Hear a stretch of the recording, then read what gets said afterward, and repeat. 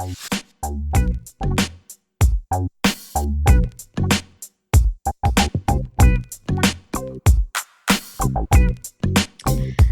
everyone. Welcome to HR Bytes, a podcast and video series to bring you stories of HR professionals who bring a think globally and act locally digital HR agenda to their work. Everyday people who are driving digital transformations in their organizations, data driven and future fit digital HR leaders. This is your host, Jay Polaki, and today's guest is my good friend, Ipsita Malla. Ipsita is a global HR professional, and she's as global as you can get in the HR function. She's based in Austin, Texas, but prior to coming to the United States, she has worked in India and also went to grad school, or rather undergrad school in the UK. So, welcome to the show, Ipsita. I am so happy to have you on today's show. How are you doing today? I'm doing great, Jay, and it's a great pleasure to be part of your show, and I look forward to our conversation today. Thank you for that great introduction. I did want to add that I'm an HR professional who loves to empower people to do their best at their jobs. I'm the most fulfilled in my job when I'm able to help come up with unique ideas and solutions to help our leaders and team members perform their best. And I'm also a lifelong learner. I always continue to look for new experiences and new opportunities that continue to challenge myself. Absolutely. And isn't that how agile HR professionals should be? So Right, absolutely. you kind of epitomize that for us. And I'm so happy to have met you online through LinkedIn, and getting to know you Oh, more over the past couple of months has been really awesome. And I get to call you my friend now. So isn't that great? absolutely. Yeah, it's all about making the right virtual connections now that, we're all working remotely. Absolutely. When I look at your profile and the work that you've been doing, you really are like a living example of the think globally and act locally digital HR leader, which is the need of the hour today, right? Based on what we've learned in the past year, a digital first strategy and a people first strategy is what we need to employ in human resources. And we've really adopted quite well, I would say, to the digital challenges we've faced in the past 10 months. How do you think the pandemic has fast forwarded tech adoption in our HR function this past year? Yeah, so I think, I mean, HR as a function had to just accelerate the way that it was supporting its team members and leaders from a digital perspective. I mean, as HR, we had to ensure that, the continuity of business is there and there is minimum impact to the productivity with this pandemic. There was so much that team members and leaders were going through in their professional and personal lives. So we had to think of ways on how we can better support them. And that could be through providing them those digital collaboration tools, and not just providing it to them but also helping them with the adoption. Also in the virtual world, we had to think of ways how leaders can continue to engage and motivate their team.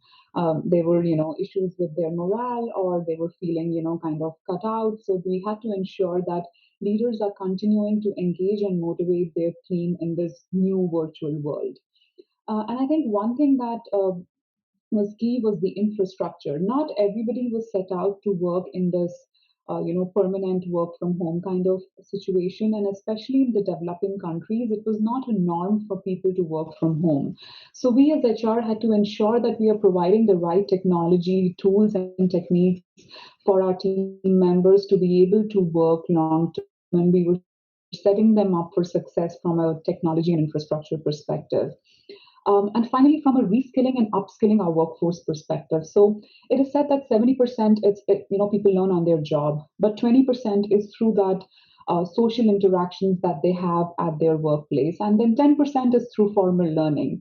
But now with the pandemic, that 20% kind of went away. So we have to, as HR, make sure that we are filling in that gap by coming up with some digital platforms, like setting up some informal discussion boards online for our team members to continue to get that interaction and that social learning with their colleagues and coworkers. Absolutely. And social networks are so important to our work, especially within the organization, right? You kind of led us to our next piece of the conversation where I was going to ask you how your, social capital within the organization has worked for you in scaling up and bringing innovation to the HR function.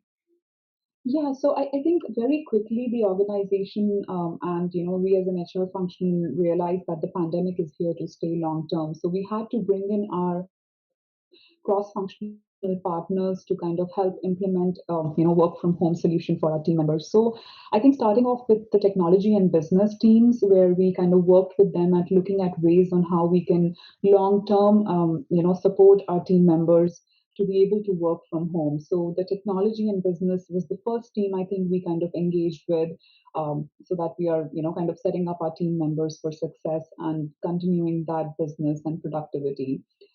In some countries, we also worked with our regional HR teams as well as our legal and finance team, because there were certain laws that were coming out in different countries that we as an HR team or as a company had to abide by. So we had to ensure that we were abiding by those laws and providing any additional support that our team members needed, because there were places where there was complete lockdowns, or team members just needed some additional support and that flexibility around, just managing their day to day. And I think facilities also played a key role, where they provided team members and just that infrastructure to be able to set up their home office, especially for people who did not, kind of work from home on a regular basis. So just helping them set up their home office space and providing any kind of spare home office furniture, or things like those, and ensuring that they get delivered to the team members on time. And finally, I would like to say that employee resource groups as well played a key role in providing that mental support. I think that became so important, to get that break outside of your work life and your personal life. So by engaging our employees and encouraging them to join these employee resource groups, so that they are engaged in these social interactions that are outside of work and outside of their personal lives. And that is the H in HR, right? Right, exactly. That's why we exist as a function. And Absolutely. if anything, this past year, that has been at the forefront of our work. Technology is nothing but the people who use the technology, right? If not, Right, technology won't exist. So how do we bring the focus to that particular digital first agenda is I think our challenge in 2021. We kind of were forced to adopt, and now we're yeah, seeing and learning from what we did in the past 10 months to see how right. better we can be. And the analogy that I always have in my head is from this book that I recently read in the past couple of months. It's by Steve Brown, and it's called HR Rising. And he always compares our HR function in the book. At least there's several different chapters where he uses different analogies from life, and he compares the HR function to rising like the East. Be the East and rising like the Correct. bread. I mean, rising like the bread, right? We need to rise like the bread, and we need to be the East as well to make that happen within an organization. And to me, that visual, it struck a chord, and I use that quite often when I try to explain why technology is so important. But at the end of the day, it's the humans that really make that technology fly, right? If not for the Right. human, if not for that connection, Absolutely. if not for that focus, I don't think our function would exist. Yeah. So, what's one piece of advice you have for HR technology professionals or HR professionals who are looking to adopt new technology this year? Right. I think you very rightly said that, we can't lose the human behind the digital. It might be a great technology, but if we don't have the right people and, the right mindset to support it. So, that technology will just fail, even if it's the best in the world. So I think having the right mindset, that agile mindset, which is more open, receptive, and willing to change, is key. And I think that is usually built by the culture of the company itself. In the past, if the change with the technology or the adoption has not gone well, it's not easy for us to help people adopt to it. So I think ensuring that we have the right change management techniques behind that change, and also kind of transparent and open communication, so that we are bringing people along, when we are adapting that new technology, showing them what's in there for them, and ensuring that we are kind of bringing them along through that communication, and it's open and transparent throughout. So that would help them build that agile and open mindset, and they'll be more willing to adopt that technology, because they'll know that it's something for the better, brighter future of themselves as well as the organization. Transparency in our communication is definitely key. If anything, I think this past year we've learned that too, right? If we weren't transparent about what we're planning to do when we bring our employees back to work, and what we are willing to do to help them work from home in the Yeah, future, and even now, I don't think this work from home scenario would have worked for any organization. So that communication piece and that transparency it really helped our function, definitely. So, what do you think we as an HR function can do to, foster this work from home hybrid work environment? Because it's here to stay. I mean, it's not going anywhere. And I heard the CEO of one of these staffing firms, a really big conglomerate, global staffing firm, who said on CNBC that, forget going back to work in an exactly. office full time 5 times a day or 6 times a day, which part depends on which part of the world you work in. And Right. it's not going to work. It's just not going to happen anymore. So how can we as an Right. HR function help our employees work from home and be their best selves, and be productive for meeting our organization's goals and objectives? Jay, I think the answer here is empathy. I think as an HR function, we need to empathize with the current situation of our team members and our leaders. On one hand, we saw people who were parents who started working from home and also kind of helping their child learn in this new virtual environment. And on the other hand, we saw team members who were single, who are, kind of living by themselves, for whom going to work was a big part of their day. Those social interaction was a big part of their day. So either way, either situation, people were going through, adapting to a new routine, or, just Zoom fatigue in general. So I think kind of bringing in that flexibility, for different people to adapt the way they need to do their routines, was key. So bringing that part of our culture, having that flexible work environment to kind of support our team members, because they may be in different situation, from the one that you are in.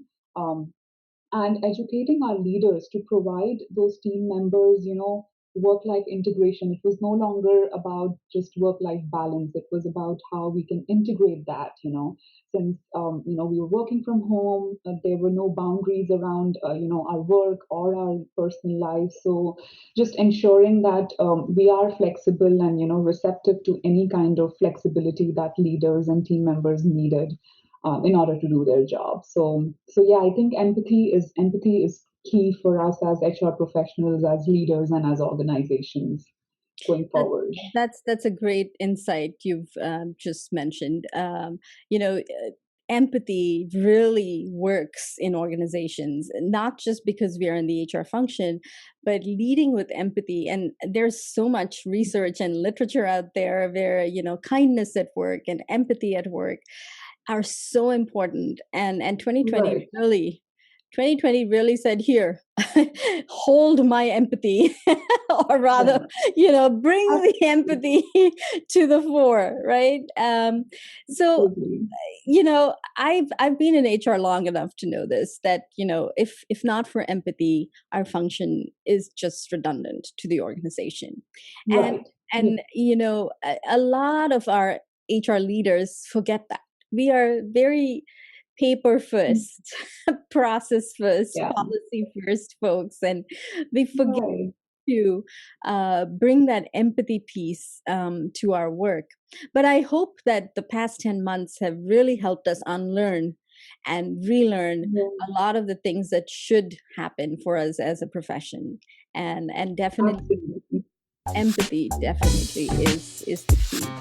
So thank you for Right. that nugget. I really enjoyed that. And that brings us to the fun part of today's conversation. Are you ready? Okay. Yes, absolutely. So, who is one person that you've gained in your network that you think everyone should know in HR technology? Yeah, so I recently added this keynote speaker. His name is Hitesh R, and I'll be happy to share his link with you, Jay. He's somebody who comes, he's disabled from childhood, and he's not let that get to him. He's a keynote speaker. He's worked with companies like Microsoft, Accenture, HSBC, and he delivers. A training series around leadership development, sales trainings, as well as diversity and inclusion training. So I've really enjoyed kind of looking at his content, and I just find him very inspirational. Thank you. We'll share his LinkedIn profile in the show notes and any other links you can share with us. Absolutely. So, what's your favorite HR podcast? I recently started listening to one on Apple Podcast. It's called #Work Trends. It talks about the upcoming talent and culture within the organization, how we can build a culture that is more people focused, and employee engagement techniques during the pandemic. So I'm really enjoying listening to the various episodes. It's called #Work Trends. Wonderful. And we'll link that as well in our show notes. Sure. Great. LinkedIn Learning or e-learning webinars related to HR technology or HR. I know it's difficult to pick one, but if you were to pick, which one would that be? So there's this LinkedIn Learning, and I'll again share the link with you. It's on unconscious bias. I think I really enjoyed listening to that one because it talks not only about the different kinds of unconscious biases and just understanding each of those, but also it tells us how we may unintentionally be engaged in an unconscious bias, and we may not even realize it. So it is kind of recognizing that, being more aware around that, because it does have a long-term impact on the company. So it helps kind of ways in how we can recognize it and also overcome it. So Great. that's one that I'd love to share. Okay, wonderful. We'll link that as well. And, there are so many workplace trends that have happened in 2020, given the upheaval of all things work and life. I know the Zoom Right. shirt is here to say I'm wearing my Zoom jacket today. What workplace trend do you think is here to stay? So I honestly believe that diversity and inclusion is something that's gained so much momentum this past year with everything that was going on. That's one workplace trend that's going to be here long term. I'm seeing that organizations even that didn't have it as a strategic goal, they may have had diversity and inclusion initiatives, but they are kind of putting more formal goals and targets and indicators around their diversity and inclusion plans.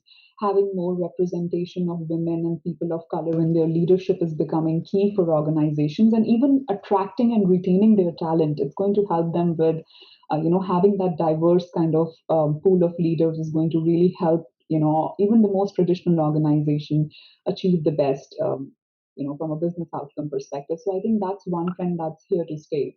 I recently read a book called Loudest Duck by Laura Liswood, and she talks about how in a zoo, like organizations are like a zoo where we have, a horse, an elephant, a tiger, a rabbit, and we all need to kind of come together to, make that and workplace environment successful. How in a forest or a zoo, everybody kind of lives together happily. So that's something that even organizations need to accept, that diversity that different people from different experiences and backgrounds bring. Wonderful. I'd love to read that book. So do send me the link to the book as well, and I'll add Sure. it to the show notes. It sounds very interesting. I'm intrigued by the title and the Right. analogies there. Absolutely. Wonderful. So, how do you enjoy giving back to the HR community? I know you've done a lot of, community work, not necessarily related to our field, but how do you enjoy giving back to the HR community? Yeah, so I think I always like to get involved in projects that are outside of my day job. I was part of the HR rotation program, and once I graduated from that, I continued to mentor the ones who were joining the program, and not only from like a program perspective, but also helping them, adapt to our culture within the company and just kind of helping them understand corporate culture or how they can kind of adapt to it more easily because some of them were fresh graduates working for the first time in a corporate environment.